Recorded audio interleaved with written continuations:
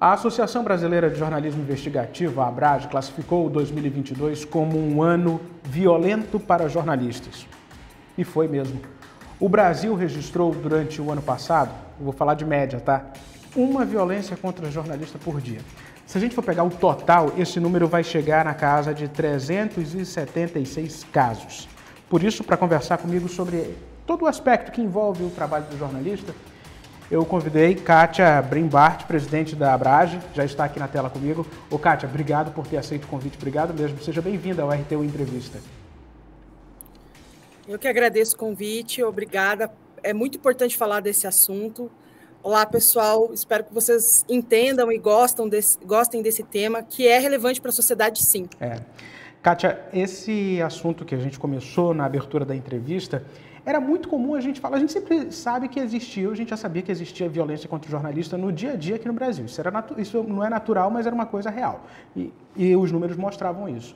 Mas esse número, esse aumento, era muito comum em países com grandes conflitos, com regimes autoritários. Quem é que está por trás disso? Então, é como você mencionou, né? Assim, as pessoas tanto se acostumaram com essa questão da violência contra jornalistas nos últimos tempos aqui no Brasil, que parece que sempre existiu, mas não é verdade, tá?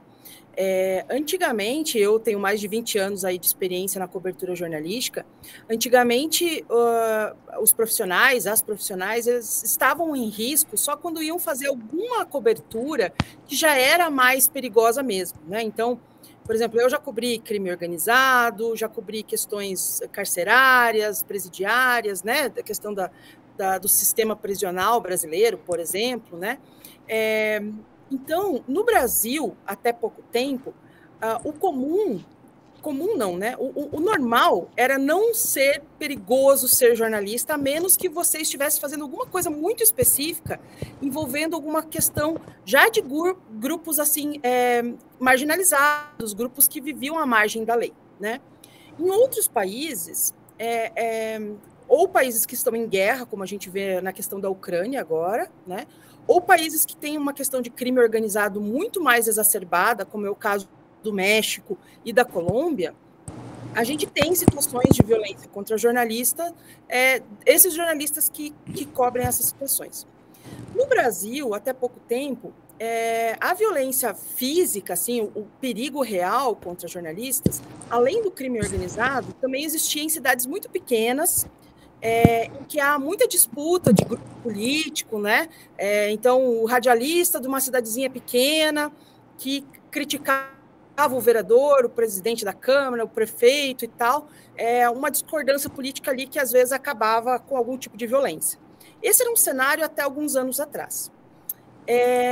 Mais recentemente, a gente começou a ver uma escalada de violência em que passou a ser perigoso sair na rua para fazer qualquer cobertura jornalística. E eu queria falar sobre o quanto isso é inaceitável, né? Então, recentemente a gente teve um caso, por exemplo, de uma jornalista que estava cobrindo uma enchente, um deslizamento de terra, né, com vítimas, e foi empurrada, foi acusada de um monte de coisa, né? Tentaram roubar o celular dela, chamando ela de vários palavrões, por ela ser jornalista e estar fazendo o seu trabalho, no caso, não tinha nada a ver com política, né?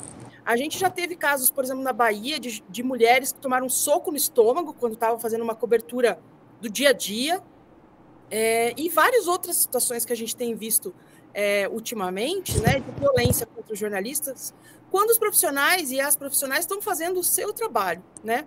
E aí eu queria pontuar, por que isso não é aceitável, né? Tem gente que acha, não, porque a imprensa não faz um bom trabalho, tem críticas à imprensa, e aí a gente aceita discutir esse assunto, a imprensa não é perfeita, a gente não está aí imune a críticas, mas existem críticas e críticas. Violência, seja física, verbal, não é aceitável. Eu não posso chegar no açougue, não gostar do corte da carne que eu pedi e bater no açougueiro, né? Qualquer profissional que está trabalhando, ele não pode ser vítima de violência. E quando um jornalista ou uma jornalista está sendo vítima de violência, isso é consequência de um processo construído, que vem sendo construído nos últimos anos, para tratar a imprensa como inimiga. É isso mesmo. Bom, os casos foram tão emblemáticos nesse último ano, Kátia, que o Ministério da Justiça e Segurança Pública, já desse governo, criou o Observatório da Violência contra Jornalistas e Comunicadores Sociais para monitorar casos relacionados a condutas violentas contra profissionais de imprensa. É um caminho para tentar, é um caminho para tentar minimizar, não, mas distensionar um pouco todo esse momento difícil que a gente enfrenta? Exatamente. Eu participei de reuniões já do Observatório, né, que foi criado agora recentemente, né? Outras iniciativas estão sendo tomadas, por exemplo, o Conselho Nacional de Justiça também reativou o seu fórum de discussão de liberdade de imprensa. Por que a gente tem que tomar esse tipo de medidas? Então, a gente começou com alguns casos esporádicos ali nos anos de 2018, 2019, e isso vem crescendo ano a ano. Existem estatísticas, vários órgãos, várias organizações que fazem estatísticas diferentes, com padrões diferentes, metodologias diferentes. Então, no observatório, a gente está reunindo esses dados e, mais do que isso, a gente está buscando soluções, né? Porque não vale a pena a gente criar uma estrutura só para ficar como um contador de casos de violência contra jornalista, né? A gente precisa reverter esse processo. E como que a gente reverte esse processo? Primeiro, acabando com a impunidade. Então, a pessoa que comete um crime contra um jornalista precisa ter em mente que é um crime, portanto, né, está sujeito à punição. Então, não pode ser um troféu bater num jornalista, né? Muito pelo contrário, a pessoa tem que ter em mente que se ela agredir um jornalista, ela vai ter consequências, né? Então, acabar com a impunidade desses casos é um dos primeiros passos. Um outro passo bastante importante é criar protocolos de segurança para jornalistas. Então, por exemplo, a gente tem a situação na Amazônia, sobre a qual eu gostaria de falar também, em áreas remotas, áreas de difícil acesso, em que você precisa ter toda uma estratégia pensada para conseguir acessar essa área e retirar de lá um jornalista que está correndo risco, né? E também tem a questão da sensibilização da população, né? Ela precisa saber, precisa ser informada sobre o quanto a imprensa a ajuda no dia a dia. Você pode discordar do veículo A, B ou C, né? Mas o que é inegável é que a gente teria uma sociedade muito pior sem imprensa, né?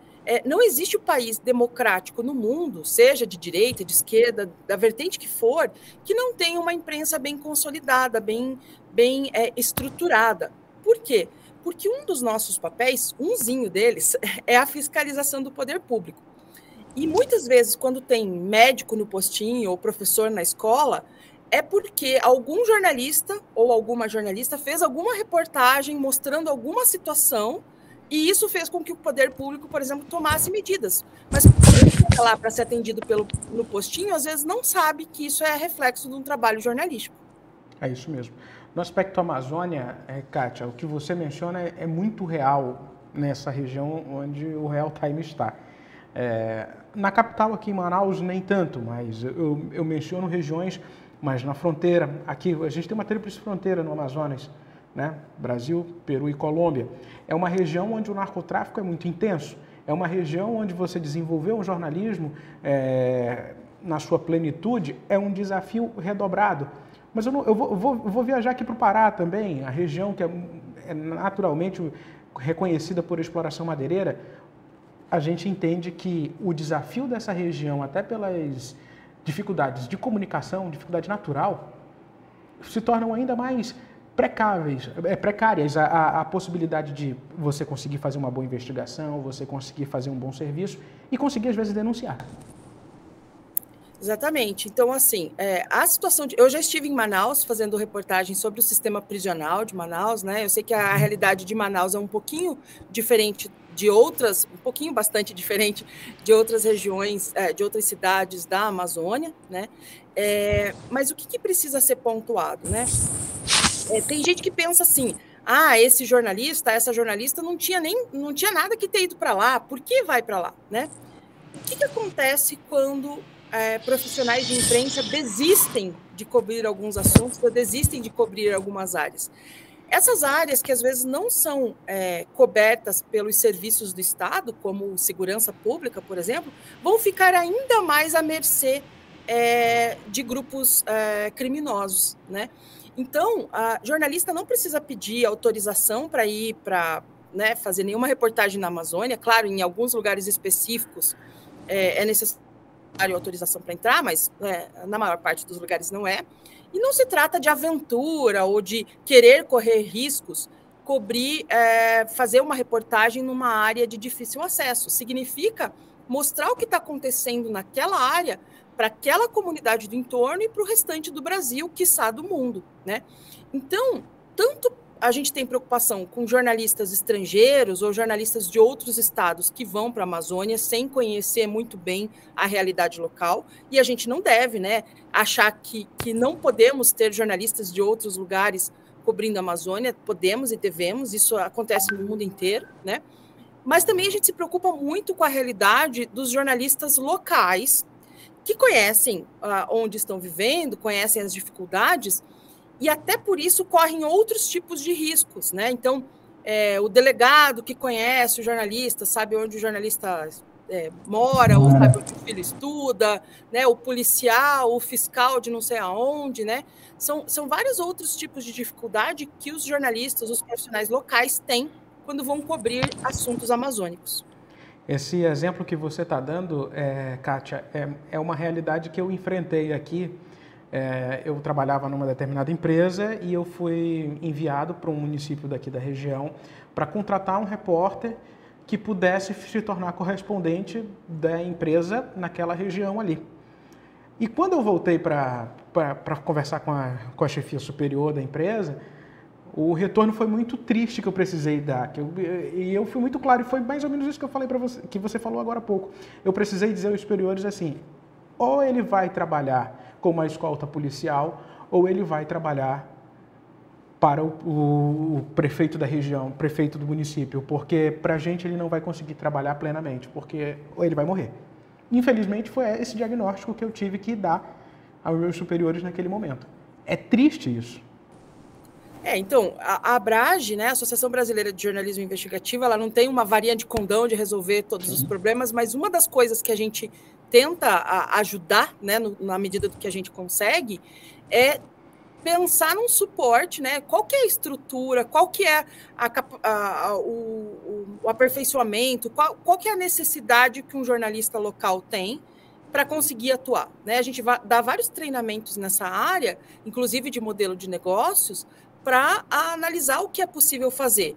E muitas vezes a questão é justamente essa: chegar e analisar, fazer uma avaliação de danos, como a gente chama, ou avaliação de riscos, e chegar à conclusão de que não é possível ter uma pessoa local cobrindo esse assunto, que você precisa trazer alguém de fora que vá fazer a reportagem e depois vá embora, entendeu? Não tenha vínculos locais para conseguir fazer o material.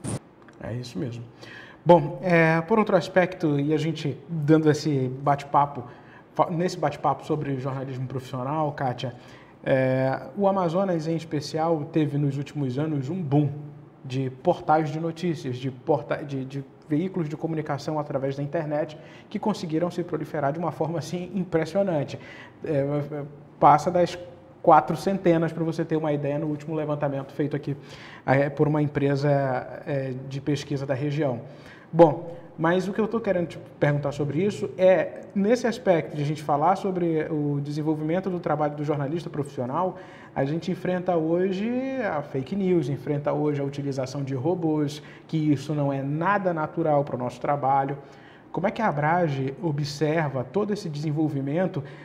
Porque isso acaba deixando uma ausência, e a ausência da credibilidade, e é uma coisa que a gente sempre tem que carregar com a gente, a credibilidade. Para começar, um aspecto que eu mencionei ainda há pouco, a utilização de robôs. Isso é muito grave, mascara e enfraquece o mercado. Você concorda com essa afirmação?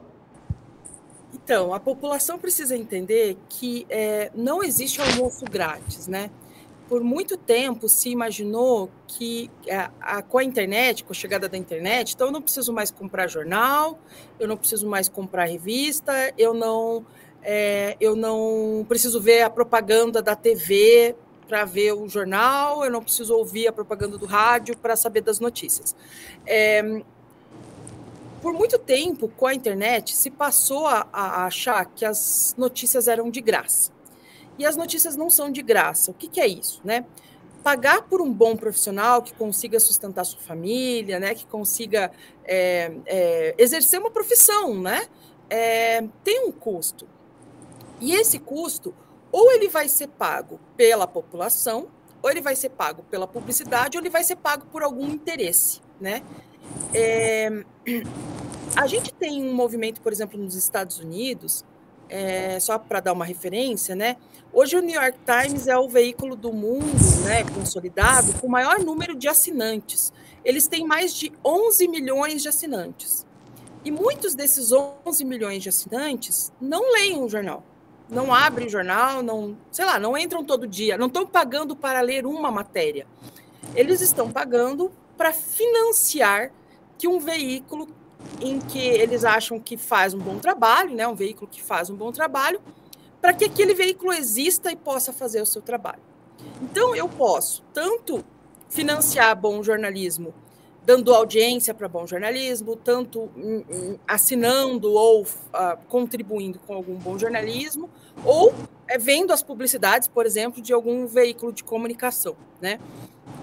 O que acontece quando você não faz isso, ou quando você acha que informação é de graça? Muitas vezes você vai ser conduzido por veículos que são bancados por interesses de aquele ou outro que está pagando aquele veículo, né? Essa questão da desinformação, embora não seja uma novidade, né? Já existia a desinformação antes da internet. O problema maior é que com as redes sociais isso se amplifica demais, né? Uma mentira se espalha como rastilho de pólvora muito rápido. E daí tem os robôs também amplificando isso, né? Para tentar combater essa questão da desinformação, a Abrage criou, né, e comanda o Comprova, que é uma coalizão que hoje tem 43 veículos de comunicação no Brasil, que são treinados, tem uma metodologia, tem todo um processo de checagem para checar casos de mentiras e boatos que estão circulando por aí, né? Então, a gente está tentando criar um antídoto aí, um remédio.